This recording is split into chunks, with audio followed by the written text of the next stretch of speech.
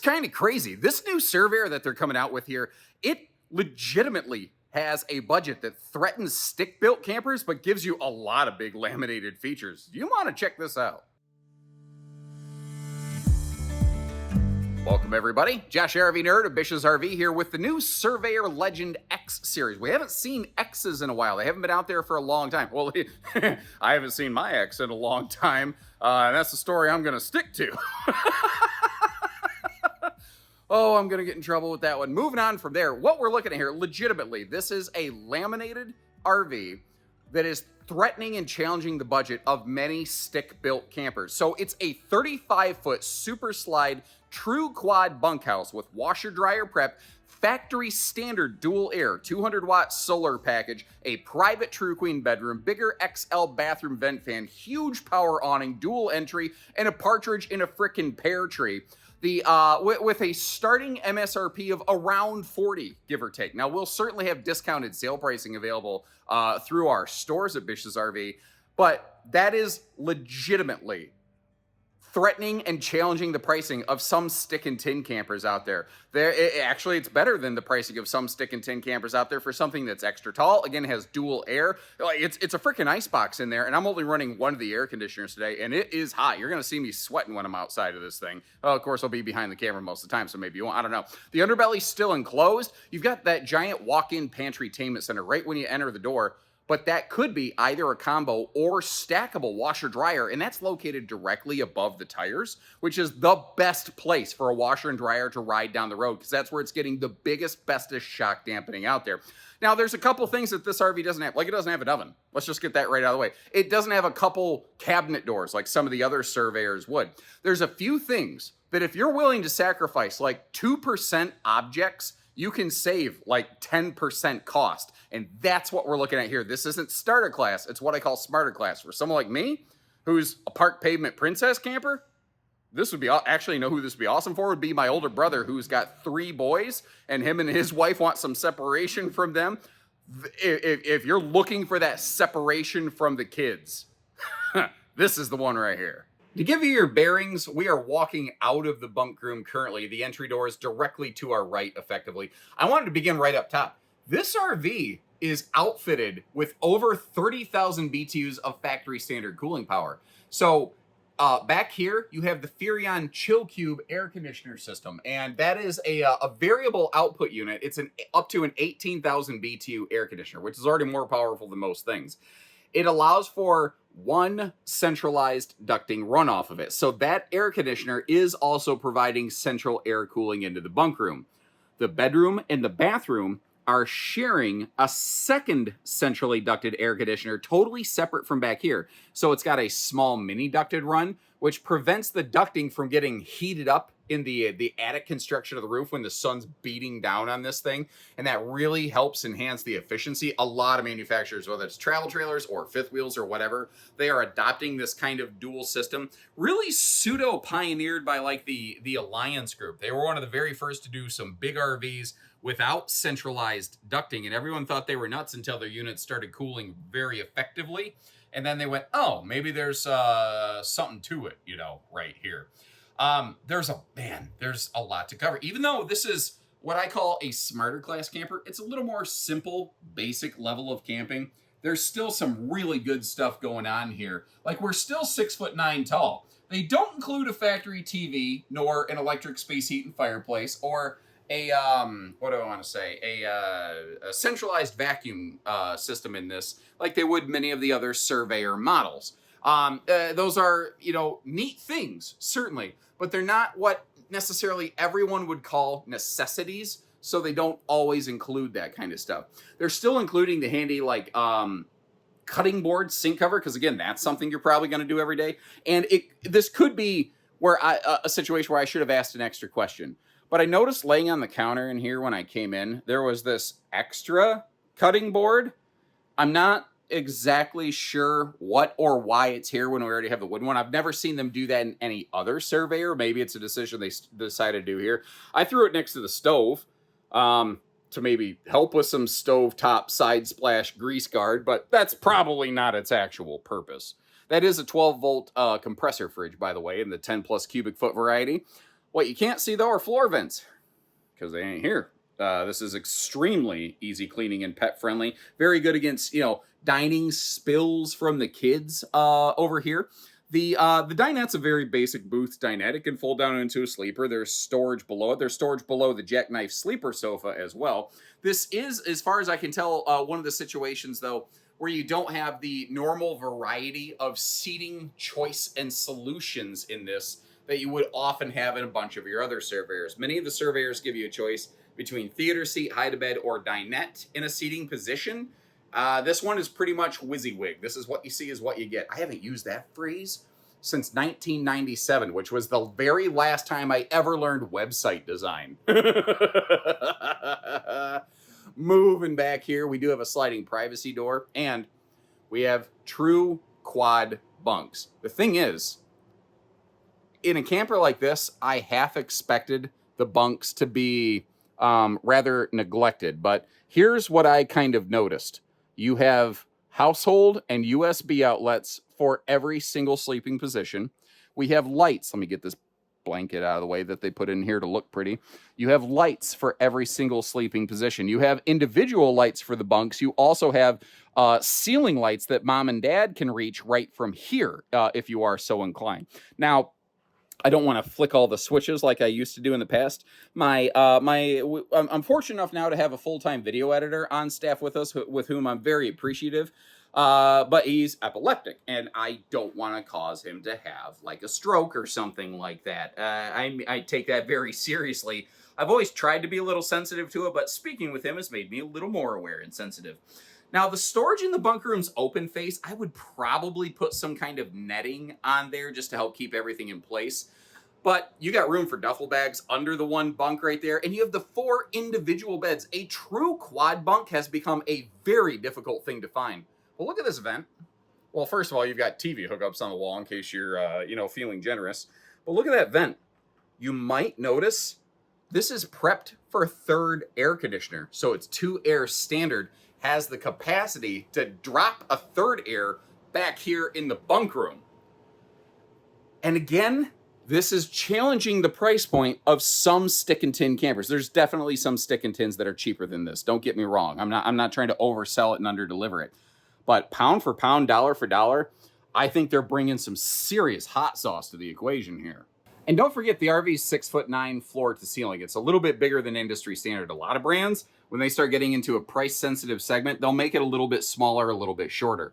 Serious storage in here. Once again, they're flat open shelves, which I have concerns with. Without a lip on the shelf, stuff could fall off easily. But these shelves, these are actually fixed in place. I thought they were going to be easily removable. They are less easily removable, but intended to potentially be removable because this has washer dryer prep. So if you want to just throw a combo unit down here, basically right on the floor, it's set right from the factory to do that. If you want to put a stackable in, you could sacrifice that shelving and you could put a stackable in. Now that's going to extremely limit things like your kitchen storage capacity, but you have the choice and or ability to do that. It's like that old song, I got the power. And it's just me, I feel like that refrigerator door opens the wrong way, but I'm looking at the countertop that sticks out over there. That might be difficult. Maybe it opens the way that it has to. I'm not even sure. I mentioned that the RV, you may have noticed, it doesn't have a propane oven. There's not an option for it. That's not what they do in the X series, but they are outfitting you with a electric convection air fryer microwave oven up top right there. And this is still all pocket screwed cabinetry. So why did they get rid of the oven? Remember how I said if you're willing to sacrifice like 1% feature to save like 10% budget? That's one of those instances. The things that they peeled out of this are the things that are preferential for certain folks. Now, certainly some people are like, dude, without an oven, I'm not gonna buy the RV. And I fully understand that. I fully respect that. But the statistical majority of people really almost never use their ovens. The oven is the single most expensive component in the kitchen of an RV. If you are willing to remove that, you instantly save a significant chunk of money. Now, I'm directly under the air conditioner blower fan, so that might be kind of lightly affecting the microphone right now as we work our way around. But if I shut up for a second, That's me standing right under the air conditioner, and I'm not using any sort of like noise canceling mic. That's just the real true organic volume within the RV. The Chill Cube unit is powerful and quiet. It's also one of the most energy efficient air conditioner systems out there in the industry today, actually. It has higher output and lower energy draw, even as compared to like those German Truma Aventa air conditioner type things that a lot of your off-road glamper type things have been using there. It's a great unit, don't get me wrong. That thing has some awesome functions like the dehumidifier function, but this Furrion Chill Cube unit's also not a slouch. It's not an accident. A bunch of brands have started adopting it. I will say, I would really have appreciated like a towel hook or something on the wall over there for a hand towel, and a medicine cabinet would have been very nice. The kitchen, not kitchen, geez, oh Pete, I'm an idiot. The bathroom that we're looking at is rather, how can I say, Spartan, if you will, you know? Working our way down over here, I do like the fact that the toilet's not on just clear grand display from the living room area.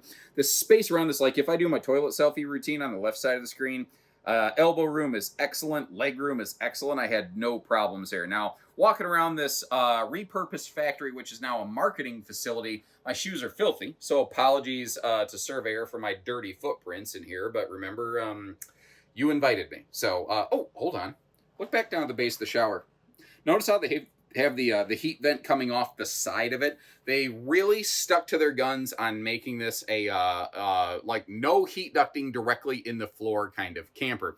Now, they've gone to a more traditional-ish kind of shower curtain here, but again, they have maintained their taller ceiling height, and even though this is their more base series, they kept the really critical function features, the Fajita Friday Fume Fighting Fart Fan up there. So once again, on the left side of the screen, you can see my approval of the fan, as well as my tall, nerdy self standing in that shower. I'm a little over 6 foot. The RV is 6'9" from floor to ceiling. I do not need my head in the skylight. And once again, remember, this is factory standard second air conditioner right here, so that you really get some awesome, awesome efficiency going on in this thing. But again, I want to be candid. I want to be clear.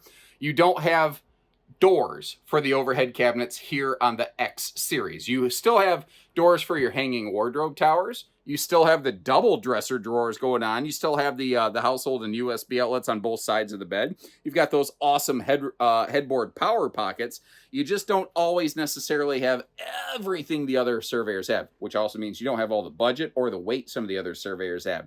For a 35-foot rig, this is not bad. That was a true queen bed, by the way. I was pointing at it, and then I started moving. It's a 60 by 80 true queen bed. We're going to talk a little bit more about why they have a second door in the bedroom right here in a few minutes. I will tell you, knowing floor plans the way that I do from just sheer experience, part of the reason this has a second door in the bedroom is for road mode travel access to things like the bedroom or bathroom. But again, to show you the those pockets around the corner there. I'm a big fan of those things. Now, one thing I'm a little bit curious about, as long as I'm standing right here, there's, ooh, wow, yeah, there's not much of a lip to write home about. So, again, something like a little bit of netting or some wicker baskets or something like that to kind of keep some cargo in there would have been a very welcome feature. Now, it's very easy for me to display the underbed storage in this true queen bed because it's gas strutted. And I am not a muscle-bound dude. I am a keyboard and mouse cowboy since the days of way back, playing Wheel of Fortune on Windows 3.1 off a floppy diskette. Does anybody else remember the Wheel of Fortune and Jeopardy combo disc that you actually had to boot from DOS?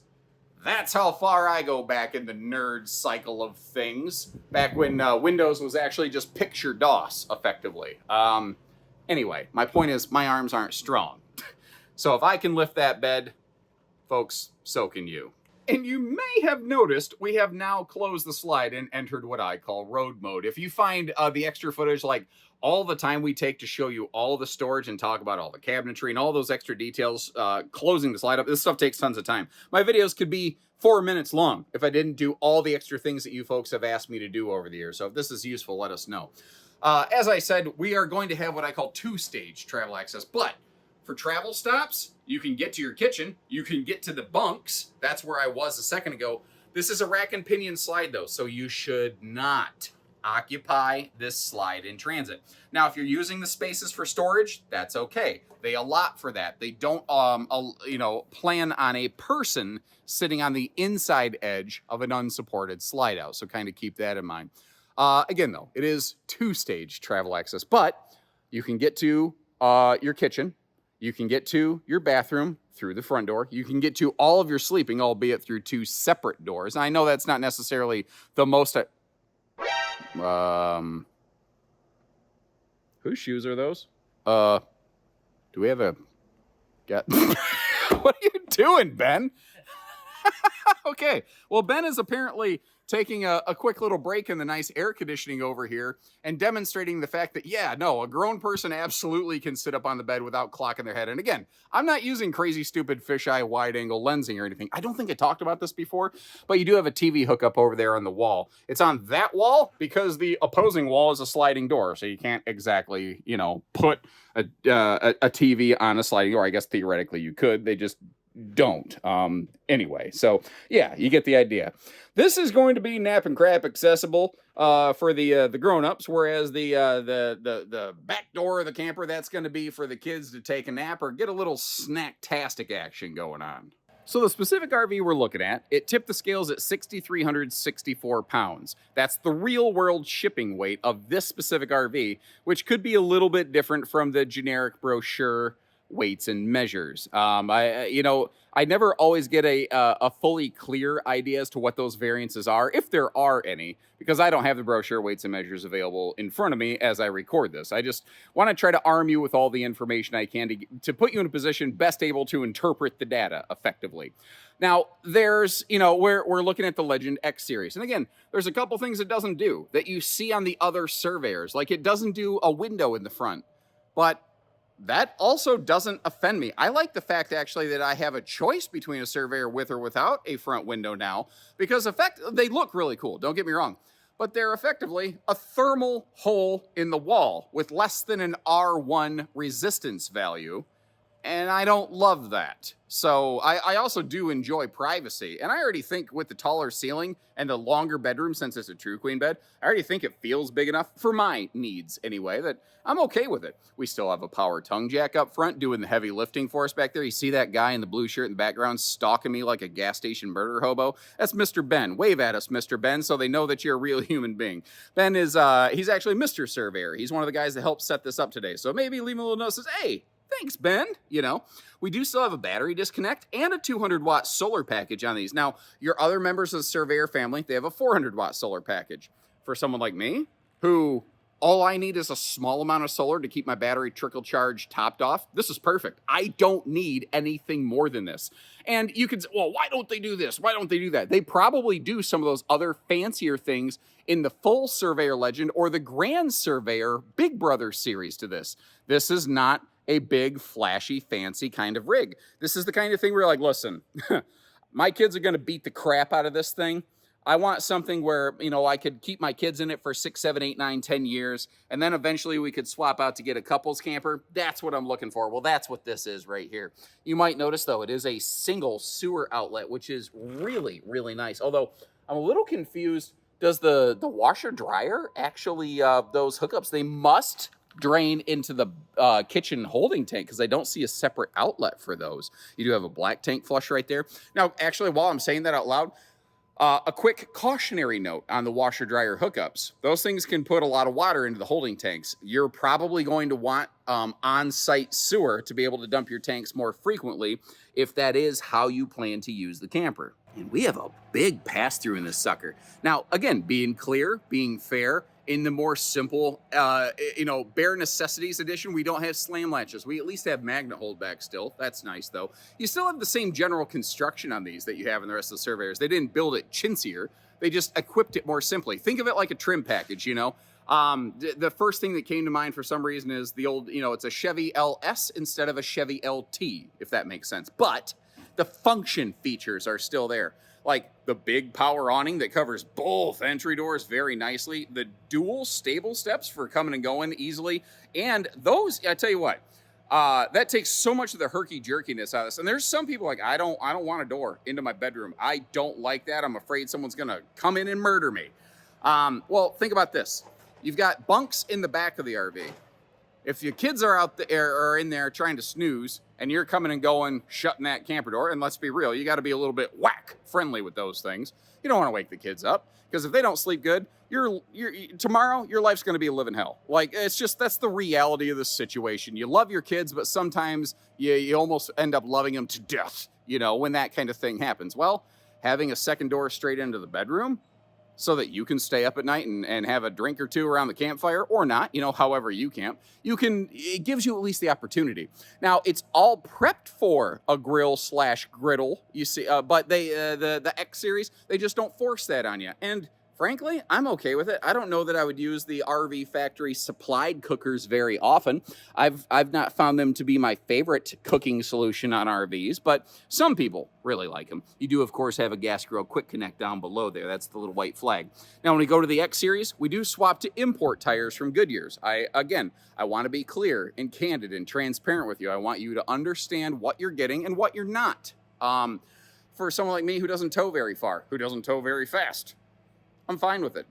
If you really felt a certain way about it, the money you're not spending on this RV, you could easily swap to a set of Goodyears and still be thousands ahead of most conventional laminated RVs. Again, they're not forcing anything on you like a camp kitchen. They're just giving you maximum storage. And considering it's a quad bunk and you've got potentially a lot of bodies in this thing, I kind of think that's a little bit of a smart idea myself. Wow, they have been cleaning the floor like crazy in here. I just stepped on a smooth part of the concrete and I just about went backside over tea kettle, went flying off of this sucker. We're backup ladder prepped, but frankly, that's pretty much what Surveyor does across the board. And we're in their little media building today, so we've got some of these little light reflective curtains making things a little bit difficult on me, but thankfully, I think we've pretty much done the job so far. I do want to point out, though, I don't think I mentioned it inside. These big panoramic windows, that's kind of a classic Surveyor thing. They are awesome for viewing. They don't actually open for airflow. But again, if you're going to be park camping, which is pretty much what this is designed for, and you've got power hookups, the air conditioners are going to freeze you right out of this sucker. Whereas the water heater really shouldn't run out. As long as you got propane, you've got an on-demand water heater, so you can do a lot of back-to-back showers. Now, this is not made to be some kind of Alaska Four Seasons Arctic camper. It's a spring, summer, fall, more casual user camper, but it's for those folks who just don't want a stick-built rig, you know? So thanks again for tuning in. As I always tend to do, I'll leave you some links in the description to check pricing and availability. Now, if we're sold out of these, we may only have rough MSRP available on our website to at least give you an idea. You can always contact our team for specific sale figures, and we don't do the hidden fees game or anything like that. I haven't seen as many true private quad bunks like this the last couple years because I think everyone's been trying to make something smaller, lighter, less expensive. And Surveyor managed to make something that was lighter and less expensive that still gives us a super slide and private bunks. And that's become a harder thing to find in the last couple of years. So if you like it, you want to put a ring on it, give us a call. If you're just curious, you know, well, you can give us a call too. Tell us about your day. How are you? Hope you're having a lovely afternoon. When you're ready, we're ready, basically. So until next time, take care, stay safe, have fun, and happy camping, everyone.